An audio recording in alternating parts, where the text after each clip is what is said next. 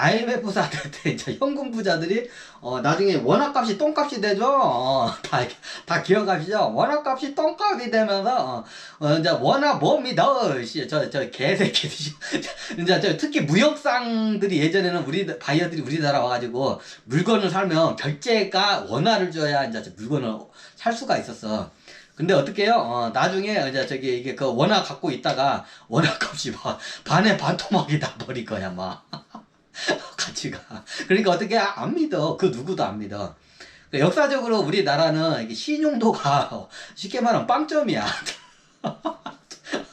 이게 현금 부자들, 이게 우리 같은 서민들 입장에서는 이제 괜찮은데, 뭐 날려봤자 지갑에 있는 돈하고 은행에 있는 돈밖에 안 날려. 근데 현금 부자들은 어떻게 전 재산이 다 날라가요. 실질적으로 역사적인 사례가 있어. 이승만 정부 때 화폐개혁. 박정희 대통령 때 화폐개혁 때도 한 번 당했고, IMF 때 세 번을 당해요. 이 대한민국 정부 100년, 채 100년도 안 된 이 나라한테 세 번씩이나 털려먹었어. 이 나라한테. 그래서 원화 지폐를 안 믿어요. 그래서 이런 지하 벙커나 금고에다 원화는 안 정해내요. 다 달러로 정해내요. 그리고 특히나 이제 IMF 이원호들은 이제 회사들이 유보금을 갖다가 할 때 달러로 이제 금고에다 쟁여놓지, 원화는 믿지를 않아. 쬐끔만 쟁여놔. 원화는 쟁여놓지 않고 다 달러로 쟁여내요. 기본이. 그럼 그 쟁여놓은 돈은 다 세금 간접세를 누가 퍼가나요? 미국이 퍼가는 거예요. 이게 원리가 그래요. 재밌죠? 자본주의에 대해서 공부하면 공부할수록 이게 코미디라는 걸 이제 아마 같이 알 수 있을 거야.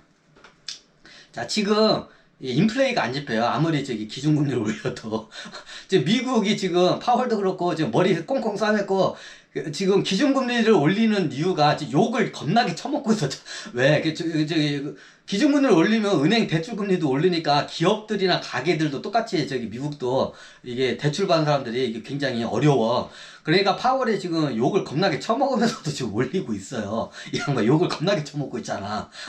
근데 지금 보니까 이유가 단 하나야. 파월이 올리는 이유가 인플레이를 잡기 위해서. 근데 인플레이가 안 잡히고 있어요. 왜 이것 때문에 그래.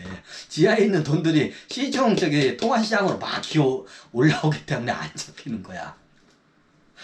그래가지고 미국이 지금 아마 기준금리 제가 봤을 때는 어느 선에 가서 이게 올리지도 못하고 내리지도 못하는 이게 애매한 상황에 지금 직면해 있어요.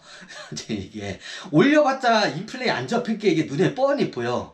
그래봤자 그렇다고 해서 내릴 수도 없어 지금. 그래 올릴 수도 없고 내릴 수도 없고, 그렇다고 가만히 있을 수도 없고, 지금 진퇴양난이죠. 지금 그런 상황에 지금 중앙은행이 지금 처해 있어요. 이제 통제가 안 되는 거예요. 지금 상황이 이래요. 지금 투자나 자산시나 경제에 대해 읽으려면 현재 돌아가는 상황이 어떤지는 대략적으로 좀 알아야 돼요. 지금 상황이 이렇게 돌아가고 있어요. 아마 제 강의가 들어가면 이 돈이 또 밖으로 올라갈지 아니면 다른 변수가 생길지 저도 몰라요. 그러니까 어떻게 되냐, 이게 물가가 안 잡혀. 자산 가격이 이게 좀 폭락하고 그래야 돼. 누가 봐도 경제학자들 되면 이 정도 됐으면 다 폭락을 해야, 주식시장도 그렇고 부동산도 그렇고 폭락을 해야 하는데 폭락이 잘 안 돼. 왜 그냐, 이 돈이 자산시장이나 시중 통화시장으로 이게 기어 올라오는 거야. 이게 한꺼번에 이게 많이는 못 올라요. 왜냐면 한꺼번에 올라오려면 요즘은 이제 이게 무슨 부동산이나 주식이나 자산을 대량으로 이걸 갖다가 이걸 취득을 하잖아요. 그러면 금융 당국에서 어떻게 해요? 그걸 갖다 조사가 나와요. 그러면 이 돈이 어디서 나서 났는지 그걸 추궁을 해요. 소명을 해야 돼요. 그러면 소명을 못하면 어떻게 쇠고랑 차야 돼. 쇠고랑 차고 가야 돼.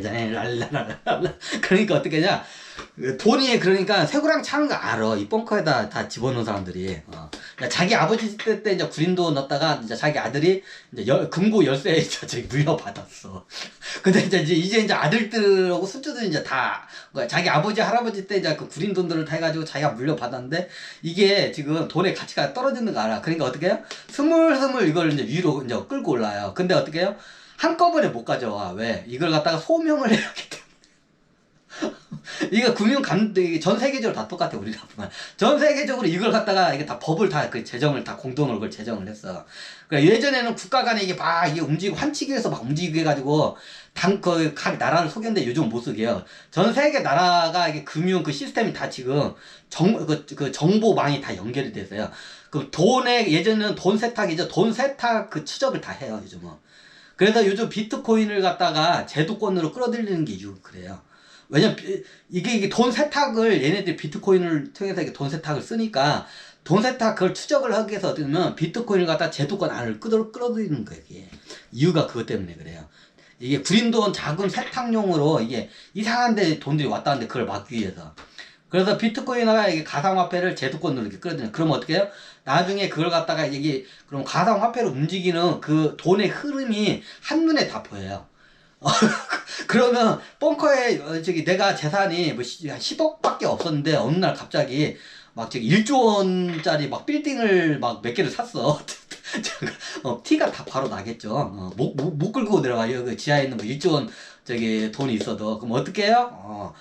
들키지 않을 만큼만 이걸 갖다가 위로 가지고 올라와. 얼마큼? 그러면 따박따박 하면 한 달에 한 달에 내가 뭐 해가지고 뭘 해가지고 한 달에 얼마야?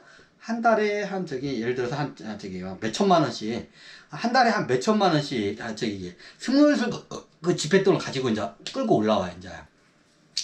이제 여기 이제 매고 이제 억이 넘어가면 억대가 넘어가면 이제 걸려. 그러니까 몇천만 원씩 그러면 나중에 몇천만 원씩 끌고 올라와도 이제 그게 쌓이면 양이 많잖아. 이제 그걸 갖다가 이제 금융감독원이나 여기서 이제 금융감독하고 세무사 그 세무청하고 여기서 다 이게 다 나와요. 이게 조사가. 이게 돈 어디서 나왔냐고 소명을 하라고.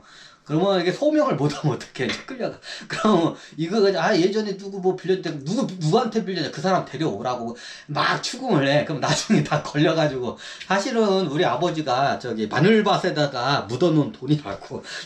우리 할아버지하고 아버지가 옛날 마늘밭에다가 묻어놨더래요. 그럼 할아버지 아버지는 그 돈 어디서 났냐니까 몰라요.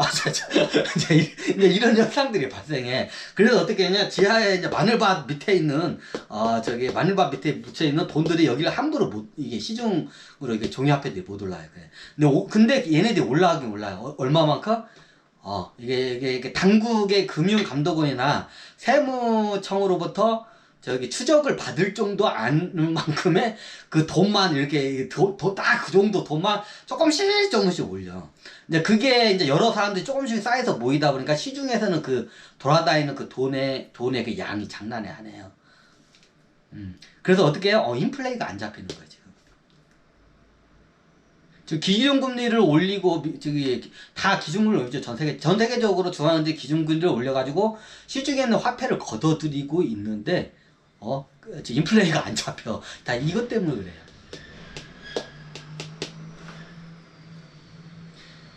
그러니까 이번 시대는 진짜 변수가 너무 많아. 그러면 시중에 이게 화폐가 이렇게 많이 돌아다니면 어떻게 되냐? 돈값이 상대적으로 똥값이 돼요. 그럼 어떻게 되냐? 여기서 자산 가격이 올라갈 수도 있어요. 하지만 떨어질 수 있어요.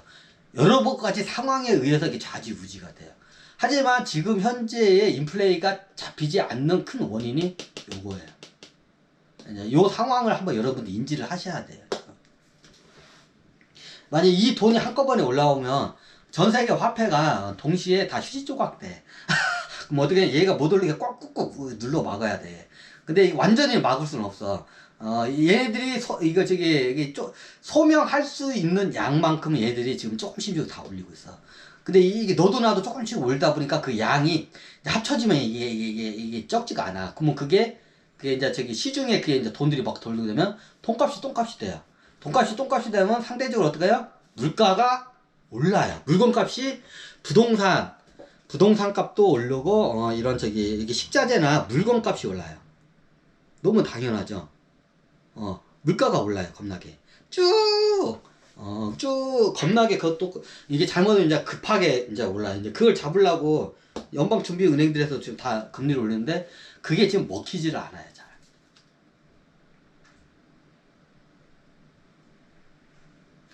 이게 지금 현재 우리가 살고 있는 세계 화폐 경제 상황이에요, 지금. 이거 굉장히 심각한 거예요, 이게. 이게 사람들이 모르는데 이게 엄청나게 무서운 거예요. 이게 한 번에 잘못 터지면 인류가 그냥 초토화되는 상황까지 벌어져요. 전쟁은 기본이 먹고 사는 문제 가지고 많이 전쟁을 해요. 경제 전쟁이에요, 이게. 전쟁을 갖다가 이게 하면 뭐 대의 명분을 해서 뭐 이렇게 세우는데 그 끝을 깊숙이 파고 들어가잖아요. 다 끝은 다 전쟁의 그 시발적인 원인의 끝은 뭐냐면 다 경제적 먹고 사는 문제. 다 경제 전쟁이에요. 경제 때문에 그래. 그럼 어쩌면 이게 잘못 폭발하면 이제 이번에 진짜 3차 세계 대전이 이제 일어나요, 실질적으로. 이제 요거를 막기 위해서 제가 여러분들이 이걸 어느 정도 알고를 있어야 돼요. 그럼 진짜로 이게 핵전쟁으로 이게 나중에 그 3차 대전이 핵전쟁으로 이게 발발을 해서 너 죽고 나 죽고의 핵전쟁으로 발발해서 뭐 증오 전쟁으로 이게 치닫게 되면 이번 인류는 그냥 문명 개 박살나고 그냥 또 이제 원시 시대로 넘어가. 예전에 어떤 사람이 아인슈타인이 그랬나 누가 그랬나 이런 말을 했다고죠. 이제 3차 세계대전이 일어나면 3차 세계대전은 무얼로 해서 일어나갈지는 모른다. 하지만 그 다음 3차 세계대전에 4차 세계대전에 열릴 때 그때 무엇으로 전쟁할지는 나는 안다. 4차 세계대전이 일어날 때는 아마 돌도끼로 전쟁을 할 것이다. 그 유명한 아인슈타인이 했나 누가 했나 그 얘기를 한 양반이 있어. 자, 3차 세계대전은 이게 어떻게 보면 핵폭탄이나 원자폭탄이죠. 원자폭탄에서 핵폭탄, 수소폭탄, 핵폭탄으로 넘어가요. 더 센 폭탄들이 나와요. 이제 뭐 여러 가지 폭탄들이 나와. 그럼 이 폭탄으로 해서 증오가 극악으로 나해서 너 죽고 나 죽고 전쟁으로 가면 어떻게 하냐? 이번 인류가 싹 멸망을 해요. 그럼 나중에 어떻게 되냐? 인류가 멸망하고 극소수의 사람